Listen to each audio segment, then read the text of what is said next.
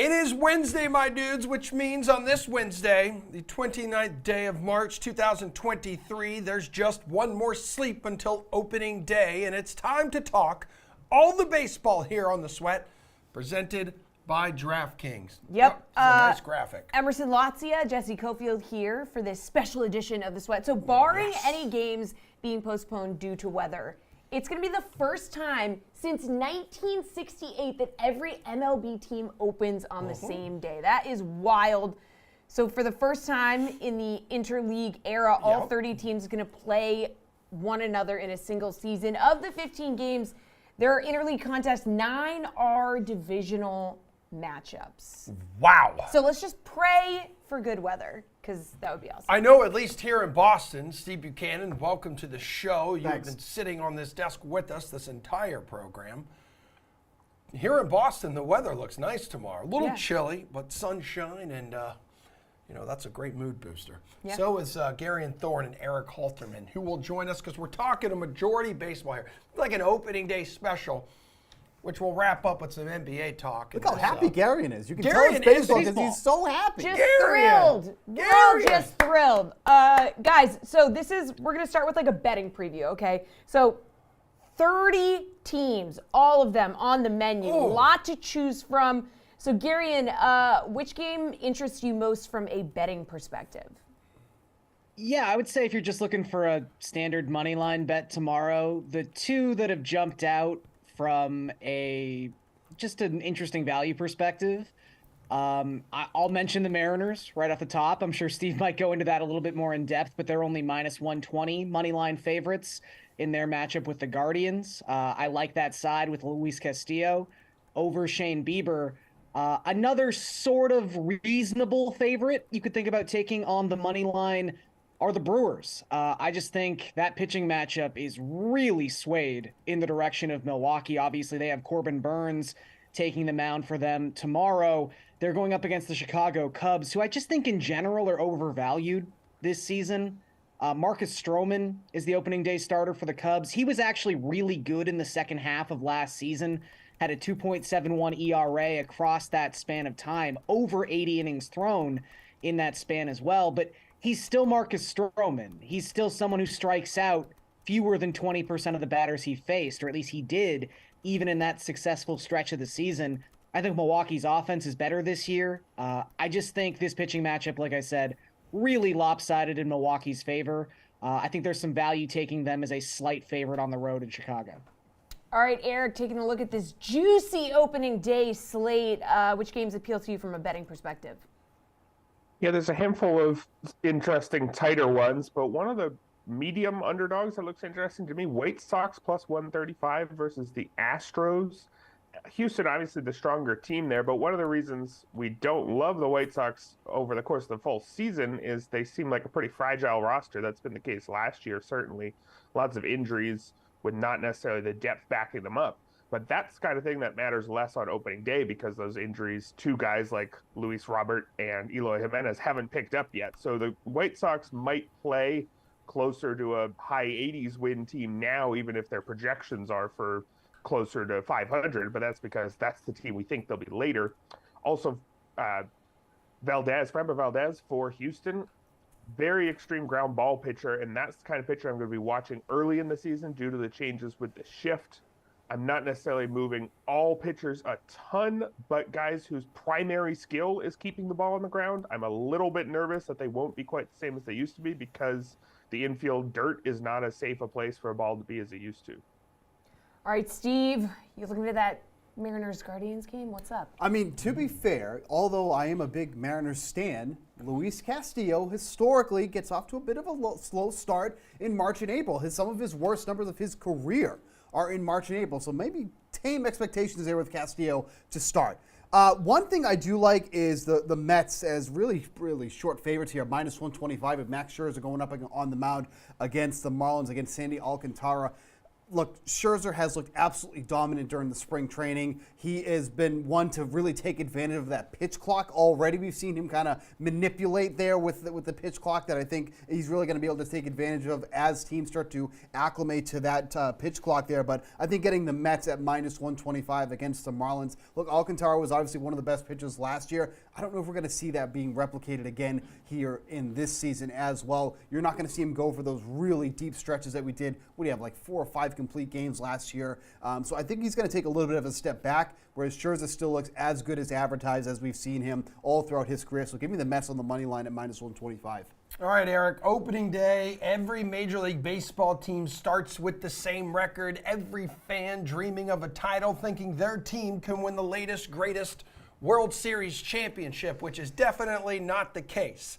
But the Astros, currently the favorite to win the whole damn thing at +600. Give me a team people could get on now, which could bring value in the futures market, dude.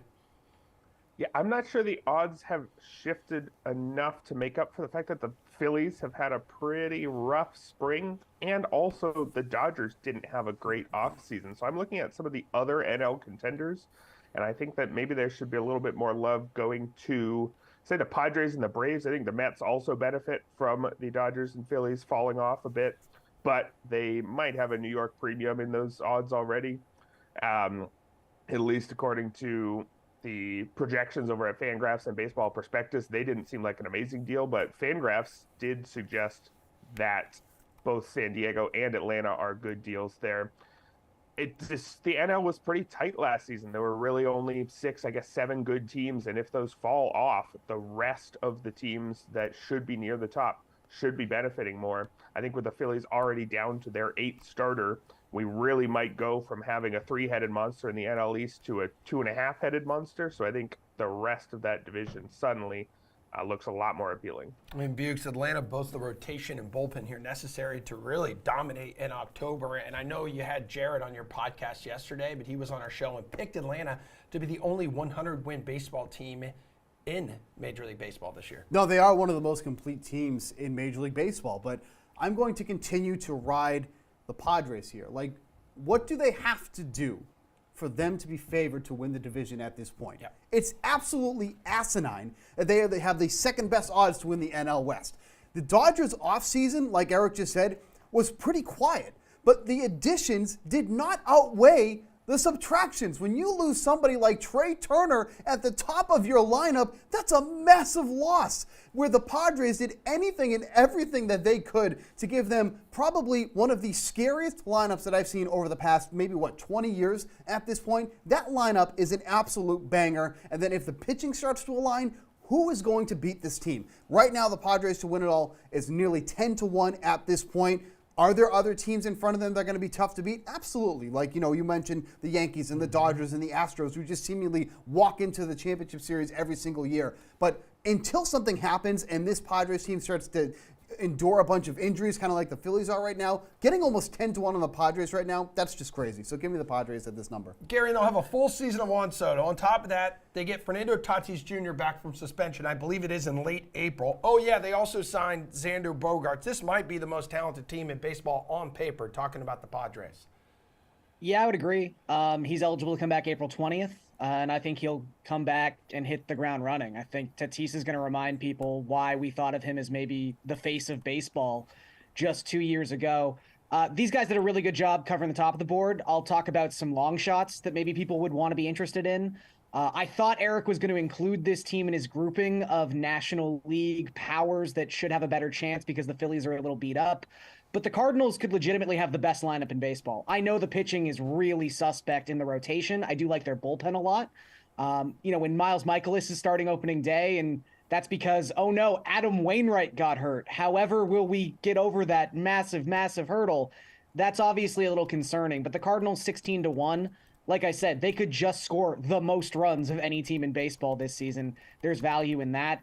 I've talked about the Minnesota Twins a lot this season. I've really talked about them before Pacoda spat out that they'd win 88 games and just win the American League Central pretty handily. I think they did a really good job addressing their depth issues, specifically in that rotation where they might not have an ace, but they have like 5 threes. And in the regular season, that means something. Just having a guy going to the mound every single day, even having Bailey Ober in AAA, just waiting to come up and also be a 3 in that rotation. A lot of teams would kill for Bailey Ober at the back end of their rotations. They're 35-1, and I think the AL Central's just wide open. And if they make the playoffs, 35-1 is suddenly very good odds. And then just because it is the start of the season and we have to do this contractually every year, let's talk about the Los Angeles Angels at 45-1. Here we go. I know the joke is they have Trout, they have Ohtani, and they can't do anything else. They still have a team that, if it can stay healthy, looks very good on paper. I think Anthony Rendon is not nearly as old as people think he is and is still just 2 seasons removed from being one of the best players in baseball. You start looking at the bottom of this lineup. I mean, this is a team last season who basically got sub-replacement level production from every player non-Ohtani, non-Trout. This year, they've got like actual guys in the bottom part of that lineup, like Brandon Drury, Luis Rengifo, Logan O'Hoppe makes this team. Like, I just think it's a solid lineup, and their rotation is also sneaky good. Like, Tyler Anderson, really good signing. Everyone's crazy about Reed Detmers because he's throwing 98 miles an hour all of a sudden. That's real. Like, he could be really good this year. And also, I think Patrick Sandoval's a really nice option in the 2 or 3. So I think they've got more depth than people give them credit for. I know it's a running joke, but I think that joke has almost created some value in the futures market. Yeah, and their regular season win total on the DK Sportsbook, 82.5 for the Angels. So a little better than their 73 wins they posted last season. All right, let's talk about win totals here. So you can go over, under, or you can actually bet on a win band. So like a range of wins for a team. So, Steve, which bets in this category interest you the most? Astros and Dodgers have the highest total sitting here at 95.5. Dodgers finished with 111 regular season victories last year, but they've seen a decline every year in their win total. Yeah, I think there's one team that people really aren't focusing on, and I think it should get some attention. And when it comes to calendar turns to June, maybe this team will have some kind of attention. But the Arizona Diamondbacks at 75.5 wins is a really intriguing team to take the over on. And they're one of those teams that I think are really going to benefit from not having to play the division as much as they normally do. When you look at that division, you're going to have to take on the Dodgers. You're going to have to take on the Padres. That's not something that helps the Diamondbacks. So now they're going to face some teams that they can actually beat up on. This lineup is like secretly a banger, actually, when you start to look at it from top to bottom. They didn't make any splashy moves in the offseason, but they don't have to make those splashy moves because they have a lot of young core guys that are coming up and are going to make that difference. Like, we all talk about Corbin Carroll, how great he is. Alec Thomas was also one of their top prospects who came up last year and could be a difference maker. This team is also going to benefit from the bigger bases. They legitimately have 3 guys in that starting lineup who can steal over 20 bases this season. We're talking about Carroll, we're talking about Jake McCarthy, and we're talking about Josh Rojas. So I think this team, they have a lot of issues with pitching. That's going to be their biggest deterrent, is their pitching. But their offense is actually pretty sneaky good, and I think they're really going to benefit from that expanded schedule where everybody plays everybody. So I think the Diamondbacks, and this has actually been a popular play on DraftKings Sportsbook, going over that total of 75.5 wins. Hey, don't sleep on the addition of Evan Longoria out there either. Yeah, I mean, they won 74 games last season, season, and they definitely have a better starting rotation, bullpen lineup. So, yeah, all right, Steve, I like it. Gary, and what about you? Where are you going on this one? I like that Steve's been reading my articles from February. Where I bet the Diamondbacks at 74.5 wins. I got that little bit of value. No, I think that's a great pick. I think the Diamondbacks, maybe they're not the team that takes the massive jump this year. Maybe it's actually next year, but I don't mind being a year early on it. I'm going to go to the complete opposite end of the spectrum of fun. Let's talk about the Oakland Athletics. There have only been 24 teams to lose at least 110 games in MLB history. But a lot of those seasons have happened more recently than they did in the 60s or 50s or 40s. I just think Oakland is going to be historically bad this season. That roster is absolutely terrible from top to bottom. I think if you're like me and believe in the Angels or even believe in the Rangers, who also got better this offseason, suddenly the American League West is kind of a gauntlet. And I know Oakland gets to play those teams less this season than they would have had to in the past, but they're just the worst team in baseball, I think, on paper, and it's going to play out like that in real life. They won 60 games last season. Their win total is at 60.5. You could take the under on that, but I would also look into those win bands. Plus 360 for them to finish with 52 to 57 wins. And if you really, really want to play to the extreme, 51 or under is at 5-1 right now. I think it's on the table. They're just horrendous. Just so bad. What a fun bet. All right, Eric, where are you going? I didn't even know the win bands went down that low, but I think this win band thing is kind of fun. Not necessarily that I'd want to pick one band in the middle, but I like the idea of taking both outsides for certain teams, like, say, the Angels. You can imagine two worlds for the Angels, right? One, hey, Trout's healthy this year, and so is Ohtani, and hey, those, actual guys that Garion described, they're actual guys, and hey, the team is a playoff team. I don't think it would shock people if this is finally the year. There's no reason why every single year has to go wrong for the Angels. It's just that they all have so far. You can easily see a world in which they get to 92, and you could see a world in which they only win 71 because, hey, Trout got injured in May, and, well, we're coming up on the deadline, and it looks like it might be time to trade Shohei Ohtani. So there's teams like this where it could go in very polarizing directions. Maybe the Texas Rangers are another example. Every single member of that rotation could be hurt by the end of April, or they might just win the division. They've got the top-end talent there. So I think teams like that, maybe the White Sox, I'm just keeping adding names here that are very polarizing teams that it could really work out this year, but man, if it doesn't, it could go very wrong. I like the idea of picking both extremes for teams like that. Hey, Gare Bear, Aaron Judge now plus 450, down from plus 500 to be the home run leader in Major League Baseball. What other options do you like on this list? So I think Yordan Alvarez is just an obvious selection you could make at 10-1. But if you do want to go a little deeper and play a longer shot, Eloy Jimenez, who we've already talked about briefly in this segment, you look in terms of guys with at least 200 batted ball events last season, Jimenez top 10 in baseball in both barrels per plate appearance and average exit velocity on fly balls and line drives. He's got the makeup, the physical makeup, and the archetype at the plate to hit a bunch of home runs if he's able to stay healthy. He also has a little bit of like the Vladimir Guerrero Jr. I hit way too many ground balls disease.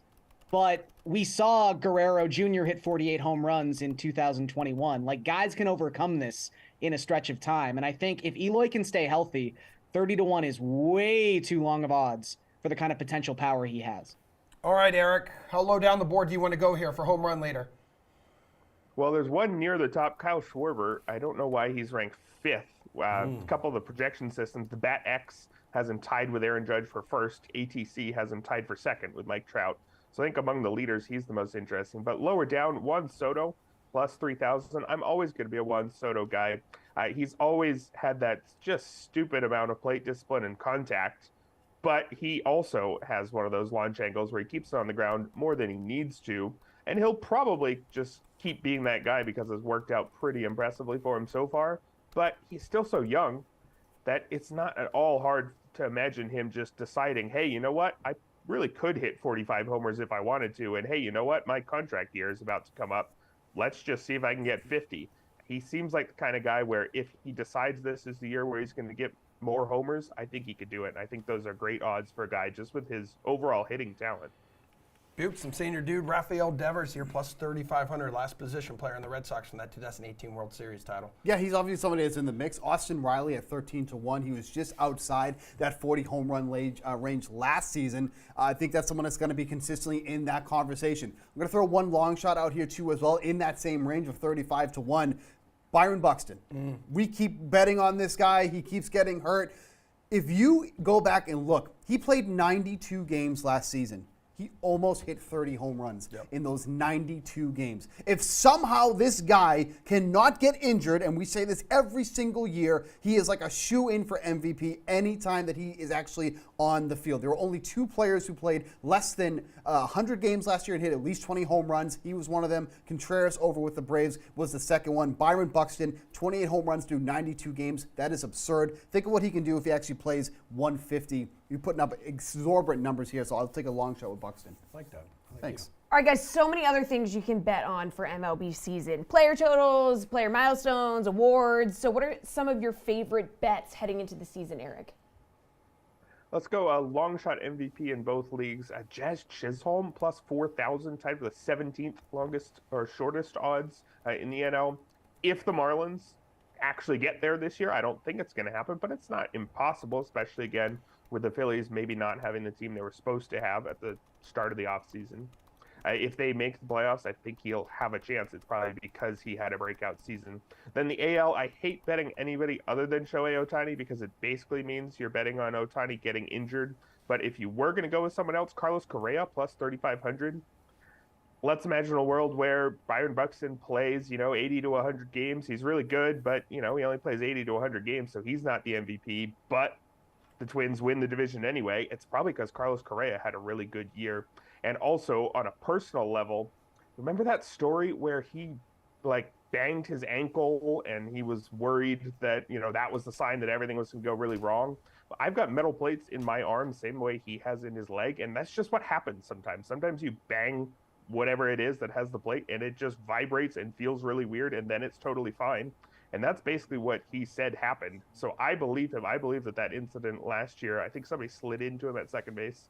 I'm not worried about that. I'm not worried about his ankle too much.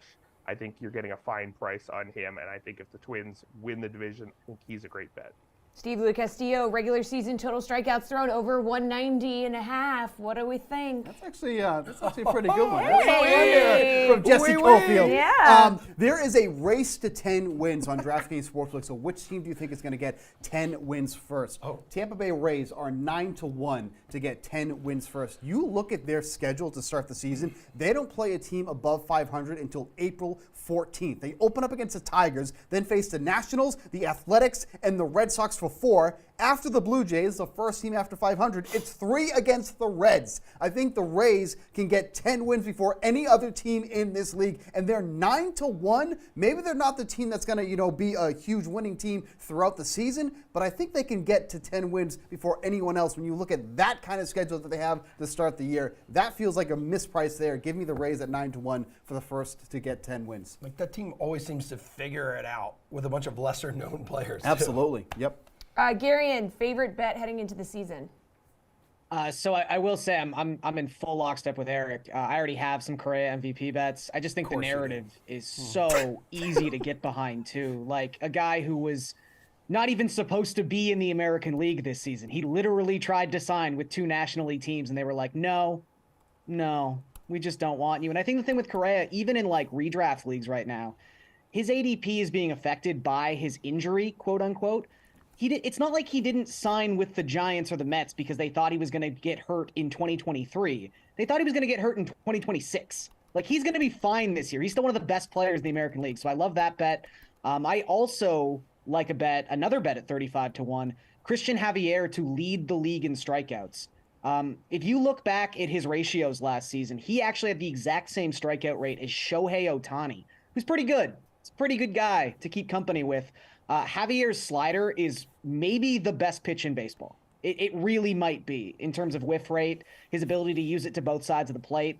You look at his track record, I guess, and the reason he's 35-1 is, simply put, he's never thrown 180 or 190 or 200 innings in a season, but that's not because he's been injury prone. It's just because the Astros haven't needed him to. I mean, it was such a luxury they had last year where they didn't need him in their rotation until mid-May. That's not the case this year. They don't have Justin Verlander anymore. Lance McCullers is going to start the season on the IL. Christian Javier is going to be in this rotation from day one of the season. And if he makes 30 starts, he's going to strike out at least 250 guys. And he's going to challenge Garrett Cole for this strikeout title. 35-1 is ridiculous for someone with his pedigree and his talent.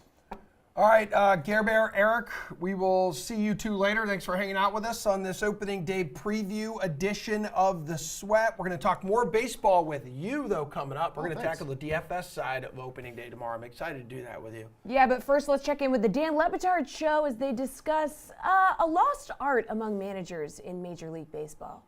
I miss the manager running out and running things amok. You know what I mean? I miss them going out there, kicking dirt on home plate, throwing bases, doing all kinds of things. And you can't do that with replay anymore. Now all you get is this. Yeah, you can't You even get go this out from the there. dugout. You can't even go out there and talk to the umpire anymore because you get ejected immediately. So we've lost some of the gravitas, the performance of being a manager. That was the thing, Dan. Back in the day, because we always talk about how important is a manager in baseball. They really just make pitching changes, right? Back in the day, it was a performance. Do you want to needed do a back in my day showman. here? I think No, you're now an I'm old just- man. You're I'm now just an giving old him- baseball well, man. You could do it back in the day. An umpire could go out. Lou Piniella could go out and throw a base into center field. That was, I don't know this for a Sweet fact. Lou. You guys could tell me more than you've covered sports longer than I have. I feel like back in the day, part of being an interview process for being a manager was show us what you do if something doesn't go your way. That's a great Yeah, idea. I mean, Earl managers were Weaver. hired on that fact. Earl Yeah. Weaver Yeah. kicking dirt on the plate. Nobody does that anymore. No. Bring back Earl Weaver.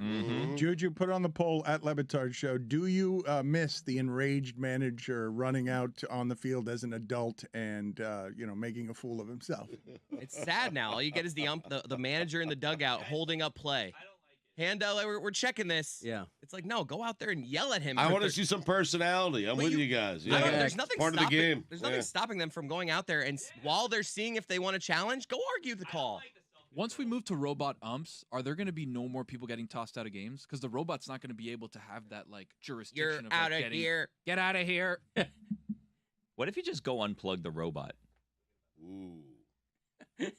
As if there's an extension cord. The ultimate sign of disrespect. Is that murder? And would the punishment, if you punch a robot in the face, is that punished worse than if you did it to a human? You might umpire? hurt your hand. Yeah, you'd hurt Why- your hand. What do you mean? Why would Dangerous what? game. What are Yeah. you talking I'm about? it would one be of them's punished assault. less. One of them's just breaking equipment. Right, that's They're my made out of point, is metal. that we would see more players punching, because it's like, I can't punch Angel Hernandez.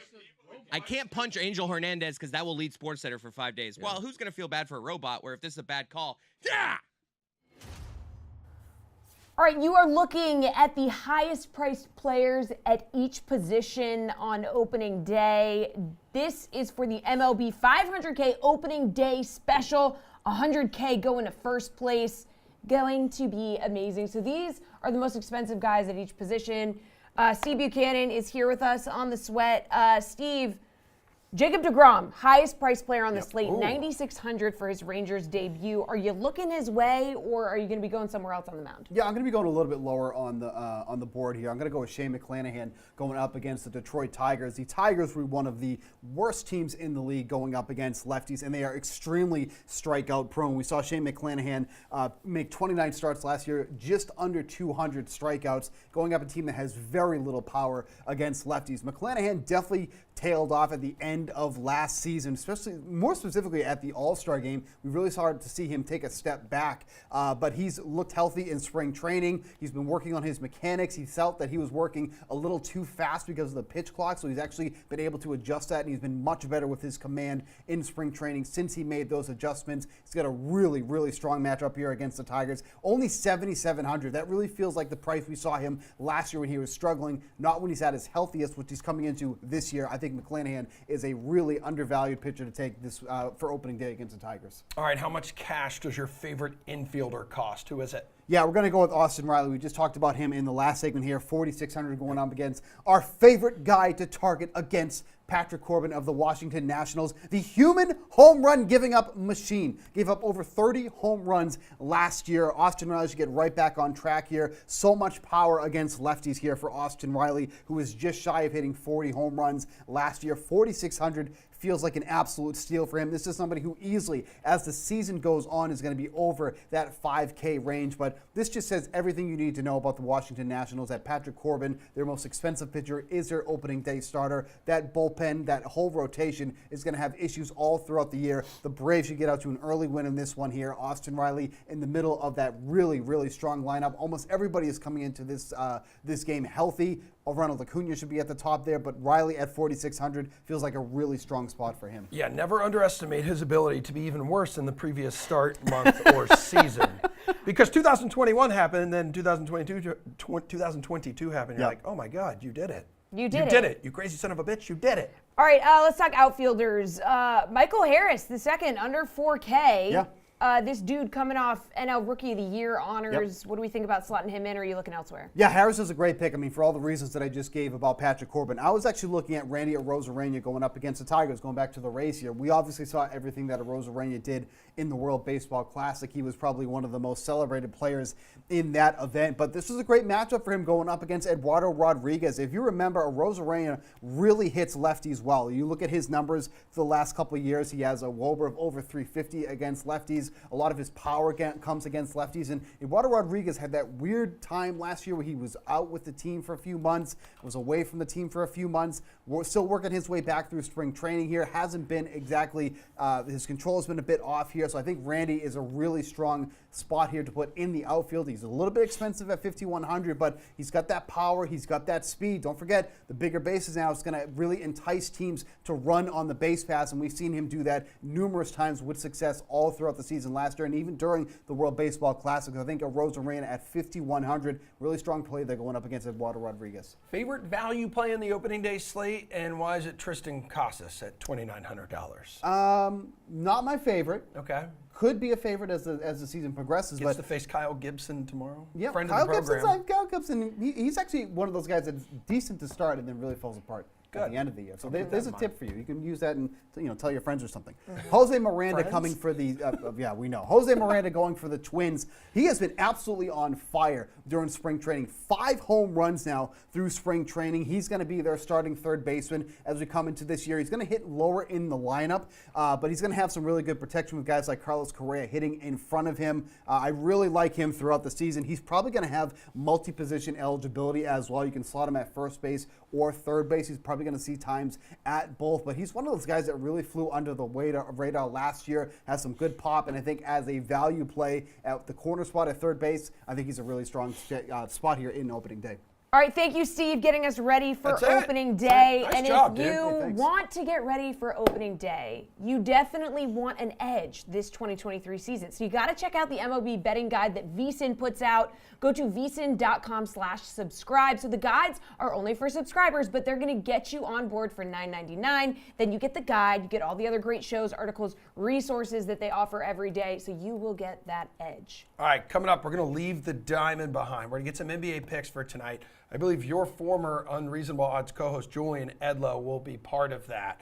But first, we can't preview the MLB season without the Rocket. DraftKings own Jared Carrabis, who was on Unreasonable Odds with you yesterday. Right. Well, we caught up with him in studio. I was wearing the same shirt that Jesse is wearing right now. We got his predictions about the 2023 MLB season. It's kind of weird. Like, not that. We're joined now by Jared Carrabis for a very special Wednesday edition of The Takeoff, a special opening day edition. In fact, Jared, thank you for being here. Hey, thank you guys for having me. Very exciting times. I get my life back. I get to be a normal person again. Yeah, no, you absolutely have no life during baseball season, Yeah, I but know. we love you for it, man. Hey, so on this glorious eve of the baseball season, what was your favorite part of a loaded offseason? Because you had stars and studs finding new homes, you had rule changes, you had an entire tournament the world was glued into. So I was actually going to ask you, does the World Baseball Classic Yes. count towards Yeah. Absolutely. Okay, it does. Absolutely. Easily my favorite part of the whole offseason was getting to see Mike Trout, Shohei Ohtani, like these dudes actually competing. And what I like to call big games, people want to debate me on that. That's fine. You're going to lose that debate 10 times out of 10. But the World Baseball Classic was so much fun. And I know David Ortiz said we should do it every year. I hate to disagree with Big Papi, but I love the fact that it's special. Maybe Yeah. every 2 years? I don't know. I could get talked into that, Yep. but I like the fact that it's not every year, so there is that build up to it. Every 2 years, every 4 years, and then just move it to July. That'd be great. No, we've already talked about that and agreed that you're wrong. All right, let's dive deeper into the offseason. Emerson mentioned a lot of stars, a lot of studs finding new homes. So which player who changed teams do you think is going to have like a massive impact this year? Yeah, so I had to think about this one a little bit. I finally arrived on Justin Verlander, Nice. which for me, it factors in with losing Edwin Diaz. You know, you lose Edwin Diaz, like that's a pretty big blow for the Mets. But adding Justin Verlander, who's coming off a Cy Young award, and the other aspect here, I think he makes Max Scherzer better. Not that he needs to be better, but Max Scherzer is one of the most competitive people on planet Earth. They had I don't want to say they butted heads, but they had a maybe a little contentious competitive relationship when they were together in Detroit. So I think that, it gives that bolt to Max Scherzer. You're adding Justin Verlander, and he's the type of guy that you lose Edwin Diaz for a whole season, and Verlander's looking around the room, and he's not letting anyone pout over there. Still crazy. They won 101 games last year and only had 3 playoff games to show for their superb regular season. Jared, we mentioned the rules, going back to that real quick. Pitch clock, bigger bases, no more shift here. Which one of these new rules are you most excited to see play out now that the regular season is here? Yeah, I think that it depends on how you phrase it. And you said, interesting. Yeah. Like, I think that the pitch clock, like, we're going to be looking at that. We're going to be intrigued by that. But what I'm most excited to see is the banning of the defensive shifts, because it's going to favor left-handed hitters who hit the ball really hard. Some of the best players, some of the best hitters in baseball fit that bill, where a guy like Rafael Devers, a guy like Juan Soto, a guy like Corey Seager, there's plenty of hitters where I'm very, very, intrigued to see what happens to their numbers now that you can't shift them over to the right side of the diamond. So I know that a lot of people are probably saying, what's the deal with this pitch clock? Not every baseball fan that's going to be watching a ton of baseball games a season has been dialed into spring training games. So a lot of people, once the season starts, are just going to be seeing the pitch clock for the first time. So we had that pitch clock dialogue happening during spring training. I think it's only going to come back around full circle and be magnified even more when people are watching regular season baseball. But the defensive shifts being banned, that I think is going to have a greater impact on the game than anything else. Let's talk about your Red Sox. A lot of turnover on your squad this offseason, a certain fan favorite. So what is your hot take for the Red Sox 2023 season? Yeah, so we put out our predictions pod yesterday, and I don't even think it's a hot take. The Red Sox are making the playoffs. Nice. The Red Sox are Nice. My first ever legal bet in the state of Massachusetts with the DraftKings Sportsbook. Red Sox to make the playoffs in 2023. A lot of people are down on this team. Not me. We'll see the Red Sox back in the postseason this October. Even if it is the 6th spot, I don't care. It doesn't matter how you get there. Look at the Phillies. They made the 6th spot. Guess what? They went to the World Series. They almost won the whole thing. Yeah, so you mentioned like the turnovers, I mean, like a lot of young guys. You've also told us before, like the veterans, some old guys on this team. Which nicknames do you have in the works right now for some of the new faces? Come on. Yeah. So I'm a big wrestling fan, right? Like that's part of my DNA. By the way, you're invited to my WrestleMania party this weekend. You can come if you want. Hell yeah, brother. It's gonna be Billy's going. Billy's going behind the camera. Going. Yep, I invited Billy. Billy's there. If you want to come, Hey, more Billy. than welcome to be there. Yep. Jesse, everyone can come. I can't wait. I think it's going to be a whole thing where. I mentioned this yesterday when we talked about Tristan Casas playing for Team USA. I started tinkering with the American Nightmare as Tristan Casas' nickname, which is Cody Rhodes' nickname, who's going to be in the main event of WrestleMania on night 2 against the Tribal Chief Roman Reigns. He will lose. Roman Reigns is going over on night 2. Sorry, that's not a prediction. That is a spoiler. But I do like the nickname, the American Nightmare, for Tristan Casas. That is hot, dude. You got to find a duo to give the Disgusting Brothers to. Just saying. It's hot in the streets. Okay, right I can now. do that. Yeah, all right. Yeah, gonna need you to do that. So I want you to give me your power rankings for the start of MLB season. 1 through 5, who are the best teams in baseball right now? Great question. Coming in at number 5, the New York Mets. Okay. I know there's a lot of excitement, and we had this discussion on the podcast yesterday. It is kind of crazy to spend $500 million on your roster and not convincingly be the best team in baseball. On my list, they're coming in at number 5.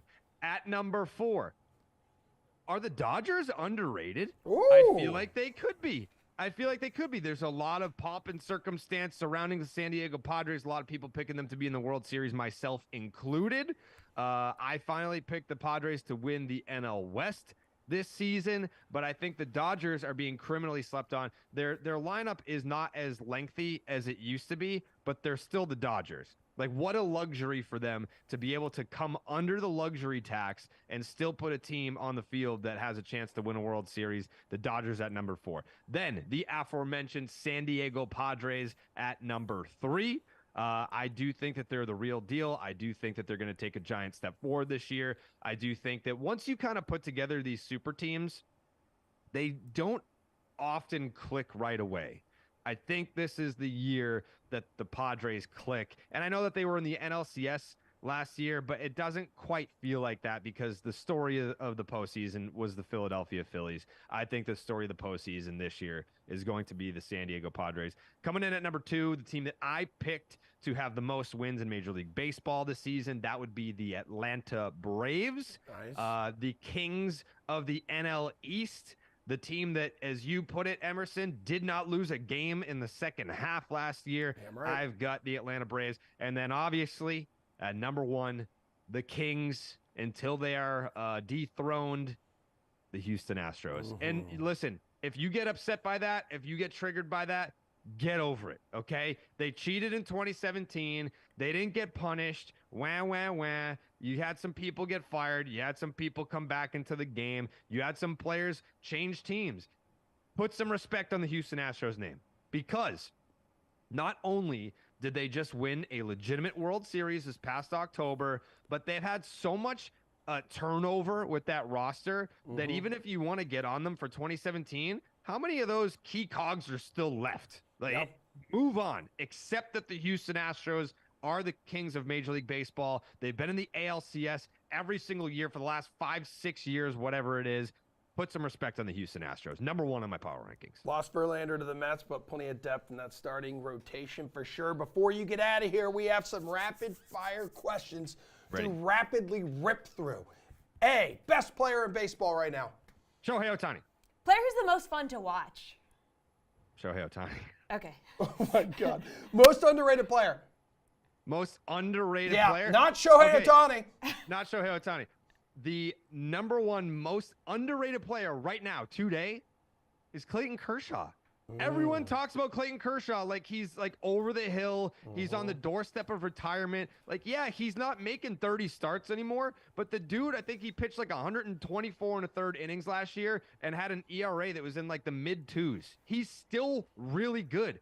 Everyone forgets Clayton Kershaw is the same age as Jacob deGrom. They're the same age. It just so happened that Clayton Kershaw came into the league way before Jacob deGrom did. I feel like everyone, when we talk about Clayton Kershaw, it's like old man Kershaw. And any year now, he's going to retire because he keeps coming back to the Dodgers on these one-year deals. Okay. And you just got a mega deal from the Rangers for Jacob deGrom. Again, they are the same age. Kershaw is still very, very, very good. Rapid fire questions. All right, most overrated player. Oh, Garrett Cole. Most overrated team. The Yankees. Ah, I knew that was Player coming. you'd most like to have on your podcast. Uh-oh. Mike Trout. I feel like we could get some personality out of him, and I'd love to talk to him about his experience during the World Baseball Classic. And his Topgolf experience as well. Player who will change teams this season. Give me a good one. Corbin Burns. I do think that there's only going to be one team to come out of the NL Central this year. It's going to be the St. Louis Cardinals. Okay. The Brewers will become sellers. Corbin Burns has been very much not so happy with the Brewers and how they approach the arbitration process. He's got a lot of value. They need to rebuild. They need to start over. Corbin Burns changing teams. All right. Rapid fire Shohei questions. Ohtani's next team. Oh, the Dodgers. Yeah, they're under the luxury tax so that they can spend No. $650 million on him this offseason. Come Yeah, here. Come to the home of DraftKings. Come to Boston, for crying out loud. World Series champion. World Series champion. You ready for this one? Oh, yeah. Don't say it. Say it, you coward. You ready for this? Yeah. It's a team in the AL East. Oh. It's going to be the Toronto Blue Jays. I got the Yeah! San Diego Padres versus the Toronto Blue Jays in the World Series. I think the Blue Jays are going to win out. It's going to be the Toronto Blue Jays for the first time since, what, the early 90s? Yeah, the dude. early 90s. Back. Love it. Baseball is going to be king in Canada once again. All right, King mark the in tape. Canada. Mark the tape. King in the North. Yeah. King in the North. Okay, Emerson, be quiet. Thank you so much, Jared. Appreciate Thanks, the time Jared. as always. We'll see you later. Thank you, guys. Yo, DraftKings, y'all got the most ways to bet on NBA players. I'm hyped. Hitting props, that's my dog. Stack up buckets, blocks, and boards on my boy? Or superstar going one-on-one against another superstar? Oh, it's on. And all these bets are on my man's dedicated page? Now you spoiling me, DraftKings. Download the DraftKings Sportsbook app and bet $5 to win $150 in bonus bets on your team to win. Action's so good, why bet anywhere else? That's my move. He used my move. You know, betting without a game plan is a little like skating a giant ramp without helmet and pads. I wouldn't risk it. And I wouldn't bet without a game plan. DraftKings Sportsbook provides you with tools to set a realistic budget and time limits, so you're ready to bet responsibly. Download the DraftKings Sportsbook and Casino apps to learn more about how you can practice safe bets.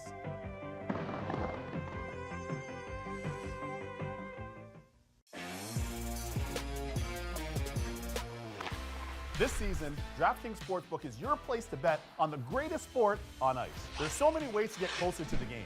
And with this latest offer, you can win big. Now that is deserving of some victory stick taps. Download the DraftKings Sportsbook app, sign up with the promo code, and take advantage of this great offer. And get in on the action with an official sports betting partner of the NHL.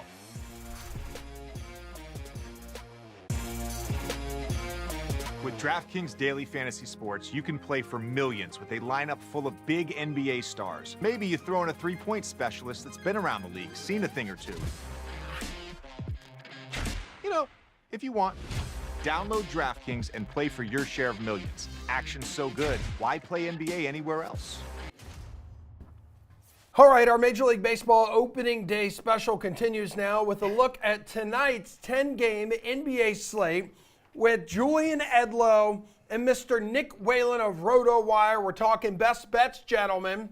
Jules, I'll start with you. Which favorite is in the best spot this evening? We've got 4 of them with double-digit spreads. Yeah, it's that time of year that we're going to have a lot of these double-digit spreads. And a lot of them you can just piece together on the money line if you wanted to fade these tanking teams. It seems like lately one of them's gonna bite you though.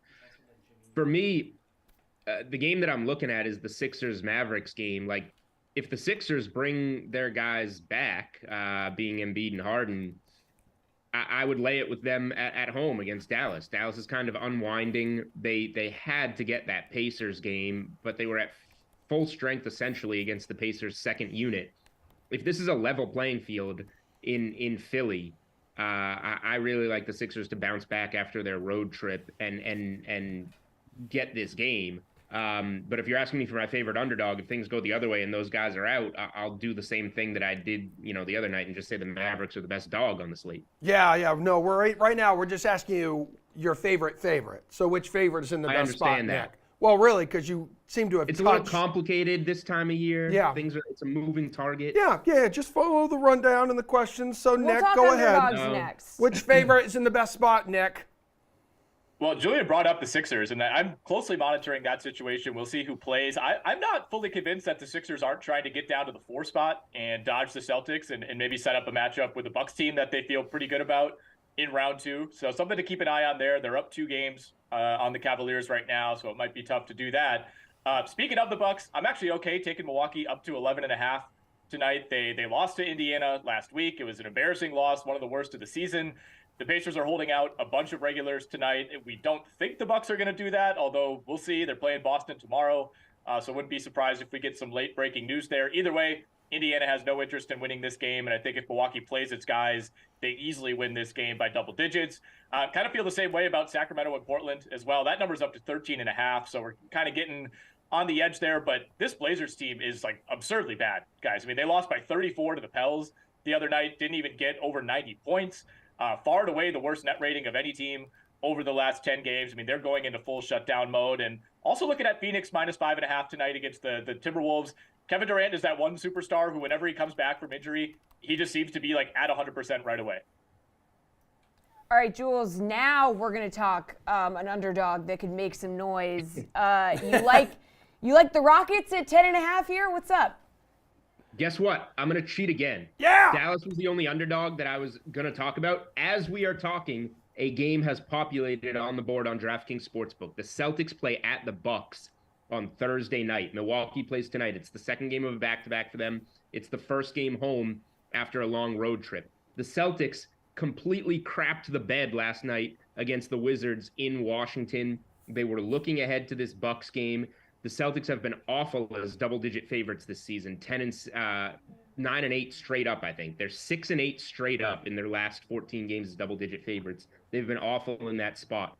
This is a bounce-back spot in a game that could mean something for the 1 seed. The Celtics have opened 3.5-point underdogs in Milwaukee. I'm going to tomorrow. I'm going Celtics plus 3.5 in a game that actually means something. Okay. Oh my God, Nick, you are killing our producer. How about an underdog That's that can an underdog. make some noise tonight?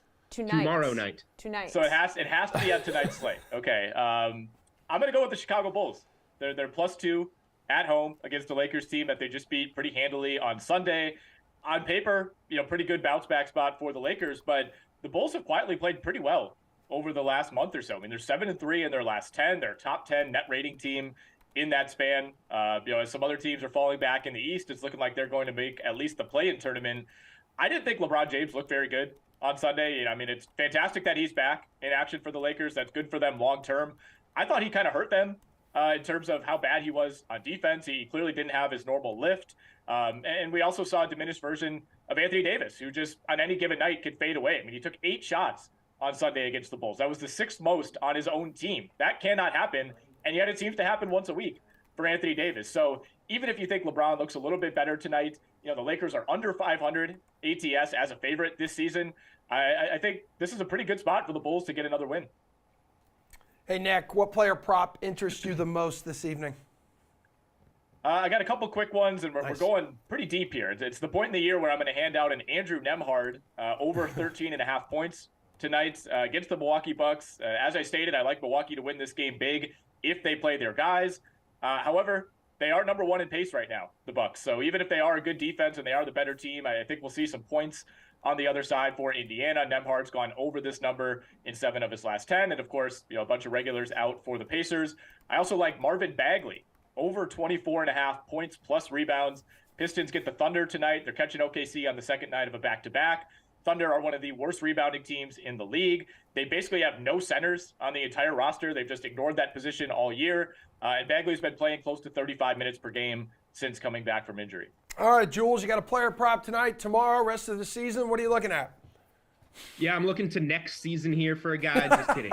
I have 2 guys written down. Both of them play tonight. One of them was Andrew Nembhard, so I like that call. The other one is Shaedon Sharpe on the aforementioned Blazers team that is absolutely awful right now. Now, Sharpe was a top 10 pick, pretty good scorer, and the Blazers have lost 2 of their last 3 games by 28 or more points, yet Sharpe is going to be on the floor. He's played 35-plus minutes in all 3 games, so he's going to be there. He didn't play well against the Pelicans. He shot just 5 of 13 from the field and landed on 12 points. Prior to that, he scored at least 24 points in each of his 3 previous games. So Shaedon Sharpe over 20.5 points.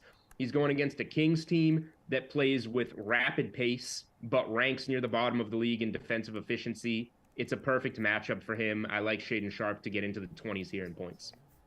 All right, Jules, favorite DFS play on the board in the association tonight. Oh. Tonight. Yeah, I haven't seen the slates for the rest of the season, so I will be forced to stick to tonight.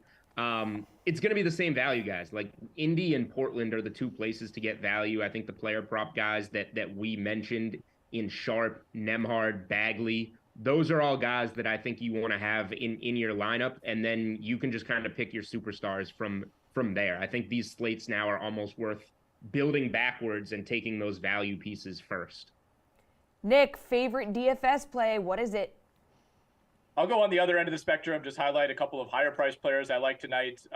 Both Domantas Sabonis and De'Aaron Fox, I think, make a lot of sense against Portland. However, you do have to worry a little bit about the blowout potential, but I think the Kings just want to seal that playoff spot, so they're going to push in this game, even if it does devolve into a blowout. I think SGA, make sure you confirm that he plays, but he's going to be in a great spot against the Detroit Pistons. He's at 10,100 tonight. OKC needs to get a win after blowing one last night. Staying away from Devin Booker tonight with Kevin Durant back, but one of my favorite kind of mid to higher price values, Mikal Bridges, all the way down at 7,600 Very good matchup tonight against the Houston Rockets. All right, that's the show, everybody. Yep. Your job here is done. Jules and Nick, thanks so much for hanging out with us on this opening day special of The Sweat. And we did have a little NBA in there, so thanks, guys. All right, Madden coming up starting at noon, Chargers and Saints. That is part of a 6-game Madden schedule. Then we have the slate at 5 with you and Jeff and Nick Fryer. And then we will be back here with more of The Sweat tomorrow at 11 a.m. Eastern. We'll see you then.